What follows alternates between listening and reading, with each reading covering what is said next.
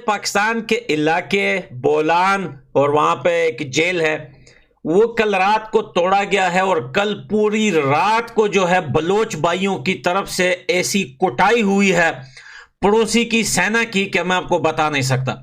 इतनी ज्यादा तादाद में ठोके गए हैं पाकिस्तानी सेना कि उठाने के लिए कोई नहीं आ रहा था। 60 से 70 बंदे तो सिर्फ एक ही जगह जो है वो कुट गए हैं। जब हमला हुआ उस समय पाकिस्तानी आर्मी क्या कर रही थी? पाकिस्तानी आर्मी कांप रही थी और अल्लाह को याद कर रही थी लड़ने की जगह, क्योंकि इनको लड़ने की आदत तो रह नहीं गई।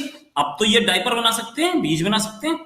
आप नेपाल ले लीजिए, श्रीलंका ले लीजिए, बांग्लादेश ले लीजिए, अफगानिस्तान ले लीजिए, ये सारे ममालिक जो हैं वो सर झुका चुके हैं हिंदुस्तान के आगे कि भाई आपके आगे बात नहीं बनती।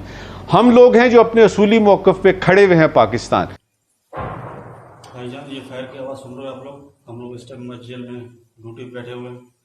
दुआओं की अपील है, आप सब दोस्त दुआ करो। मंजिल पे हम लोग इस टाइम इसी के जवान हैं, हम लोग इस टाइम ड्यूटी पे खड़े हैं। सुना है कि बहुत नज़दीक पहुंचे हुए हैं। अल्लाह रहम करे, अल्लाह रहम करे। और दुआएं करो हमारे लिए। अबे अल्लाह रहम करे, दुआ करो। तुम्हें तो लड़ने के लिए रखा गया था। तो खबर ये आ रही है कि फौज के अंदर बहुत ज्यादा गुस्सा है, अब बढ़ता जा रहा है जर्नलों के खिलाफ और उन अफसरों के खिलाफ जिन्होंने इनको जलील किया है। एक कर्नल कहता है कि मैं अपने किसी खानदान के किसी महफिल में जाके जा नहीं सकता हूँ, मुझे तो मेरा दिल चाहता है कि मेरे हाथ में बंदूक हो, आसिम मुनीर मेरे सामने, मैं उसको उड़ा दूँ। इसके अंदर जो है वो भारतीय खुफिया एजेंसी रा का हाथ है और इसमें कोई शक नहीं है। आज वो हमारे बलोचिस्तान के भाईजान है, उन्होंने कह दिया ये रा इसमें मुलव्वस है, तो भाई आप रोक लेते हैं ना रा को। अगर आपके पास इतनी क्लियर इन्फॉर्मेशन है हर चीज की, तो रोकते क्यों नहीं है चीजें? हर चीज हम इंडिया पे क्यों डाल देते हैं? बलोचिस्तान के अंदर जो चीजें हो रही है हम कहते हैं इंडिया ने कर दिया, क्यों ऐसा क्यों होता है? मैम, सबसे बड़ी बात है कि अपने गिरेबान में झांकने की जरूरत है कि ये क्या कर रहे हैं, लोगों के साथ ये क्या कर रहे हैं। इंडिया के ऊपर तो हम जनाब फेंक देते हैं कि इंडिया ये कर रहा है। अभी ये भी हम सुन रहे थे महारंग बलोच को भी राह ने फंडिंग की है। इशू ये है कि अगर हमारे यहाँ है तो हम किधर हैं? हम क्यों उनके ऐसा माहौल क्यों पैदा हुआ कि कोई भी गैर मुल्की एजेंसी यहाँ पर आए और एक्टिव? नया दुश्मन चाहिए सर, और नया दुश्मन कौन है? अफगानिस्तान चाहिए सर इनको। यहाँ पे सर मैं दो सवाल अहम तरीन मेरे सवाल हैं। पहला सवाल मेरा फौज के पख्तून ऑफिसर से है, गैरतमंद ऑफिसर से नहीं, उन ऑफिसर से जो ये मिले हुए इनके साथ, जिस जो आपको पता है जो एक वो स्वाबी वाला जर्नल है, इस तरह के जो ऑफिसर्स वगैरह जो हैं, ये जो मिले हुए हैं आपके सामने जो सब कुछ एक इम्तियाजी रवैया रखा जा रहा है, जिस तरह कल बंगालियों के साथ, बंगाली ऑफिसर्स के साथ इस फौज में किया गया था, वो काम अब पठान ऑफिसर्स के साथ और पठान जवानों के साथ किया जा रहा है। जय हिंद दोस्तों। तो पहले मैं आपको टॉपिक बता देता हूं, उसके बाद देखते हैं वीडियो। तो दरअसल आपको याद होगा BLA ने एक बड़ा हमला किया था पाकिस्तानी आर्मी पर। ये लोग बलोचों के साथ क्या कर रहे हैं ये तो पूरी दुनिया को पता है। हालांकि बलोच अब भूखों मर रहे हैं तो इनको समझ आ रहा है, वरना ये भी गजवा हिंद से पीछे नहीं हटते थे। ये भी वही लोग हैं, पूरा पाकिस्तान वही है। आप देख लीजिए, बांग्लादेश अलग हुआ, बांग्लादेश में अभी भी रेडिकलाइज लोग हैं। तो ये जब तक भूखों नहीं मरते तब तक इनको समझ नहीं आता। तो यहाँ बात हो रही पाकिस्तान की आर्मी की, जो कि दुनिया की सबसे पावरफुल आर्मी थी। अच्छा, इन लोगों ने BLA के लोगों ने ये आंकड़ा दिया है कि 90 के आसपास हमने पाकिस्तानी निपटा दिए। और ये आंकड़ा हालांकि बड़ा भी होगा, पाकिस्तान तो छिपाता है, हो सकता है 150 तक ये सूत्रों के हवाले से पहुँच सकती है खबर। तो पाकिस्तान की सुपर आर्मी, उसने वीडियो भी जारी किया है पाकिस्तानियों ने, कुछ आर्मी ने, जो कि अल्लाह के भरोसे छोड़ रहे हो। तुम किस लिए हो?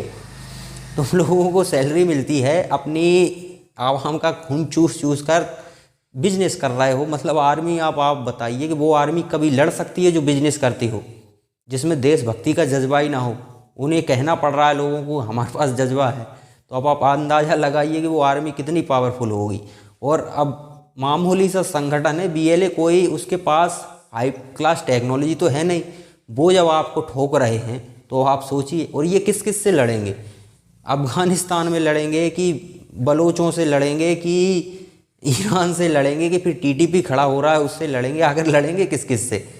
पाकिस्तान के अंदर ही इतने दुश्मन इन्होंने इकट्ठे कर लिए, क्योंकि उनके साथ ये भेदभाव भी करते हैं। अब भेदभाव करोगे तो उसका परिणाम तो स्वाभाविक है, भुगतना पड़ेगा, और वही अब हो रहा है। और इतनी बड़ी तादाद में आपके सोल्जर्स निपट गए पूरी दुनिया थू कर रही है, फिर भी किसी भी तरह का कोई एक्शन आपकी सेना ने नहीं लिया, क्योंकि उन्हें पता है कि जो एक्शन लेंगे दोबारा से फिर इसी तरह से पेल दिए जाएंगे। तो चलिए अब आगे वीडियो देखते हैं। देखें, ये लोग जो है वो कहते हैं ना, कहावत है कि बातों के भूत जो होते हैं वो लातों के भूत जो होते हैं वो बातों से नहीं मानते।